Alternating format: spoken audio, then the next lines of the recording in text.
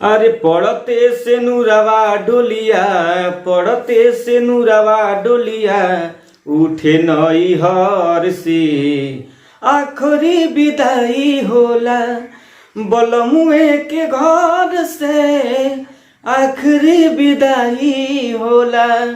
नमस्ते प्रणाम, हम आप सबके राइटर दुर्गेश बेदर्दी और आज बहुत ही बेहतरीन गाना आप सब खातिर लेके आइल बानी। सैड सॉन्ग गाना हमें नीलकमल सिंह जी के गाना आई रहे। पड़ते से नूरवा डोलिया, उठे नैहर से, आखिरी विदाई होला बलमुए के घर से। यही धुन पर हम आप सब खातिर लेके आइल बानी गाना और दर्दनाक गाना लिखले बानी। मुखड़ा आप सबके सुनावे जा रहल बानी कि चली गईल ससुरा में, चली गईल ससुरा में हमके रुवाई के, अरे दिल नहीं माफ करी, अरे दिल नहीं माफ करी, ओहर जाई के दिल नहीं माफ करी। अरे चल गईल ससुरा में, अरे चल गईल ससुरा में हमके रुवाई के, आ दिल नहीं माफ करी, अरे दिल नहीं माफ करी, ओहर जाई के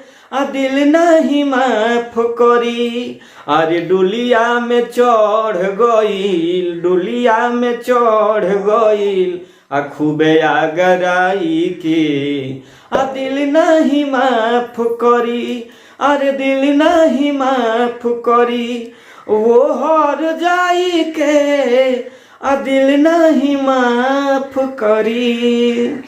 आप सबके सुनौनी है मुखड़ा और एक बाद से अब आप सबके सुनावे जा रहल बनी अंतरा कि माटी में मिला दिहिल से सब कोइल धइल, ओकरा लकाना कइनी तब न हमारे भइल। हो माटी में मिला दिहिल से सब कोइल धइल, ओकरा लकाना कइनी तब न हमार भइल। अरे दूसरा के नामावा के, अरे दूसरा के नामावा के मेहंदी रचाई के, आ दिल नहीं माफ करी, अरे दिल नहीं माफ करी, वो हर जाई के, आ दिल नहीं माफ करी। तो आप सबके सुनौनी है मुखड़ा और अंतरा। और फुल गाना खातिर आप सब हमरा नंबर पर कॉल कर सकतानी।